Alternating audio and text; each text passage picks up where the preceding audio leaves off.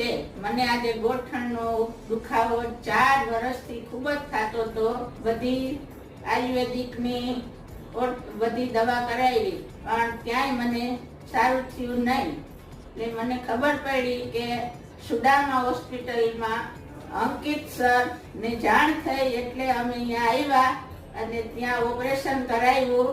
આજે 15 દિવસ મને થયા છે. મને ઘણું સારું છે. હું ચાલવા માંડી છું.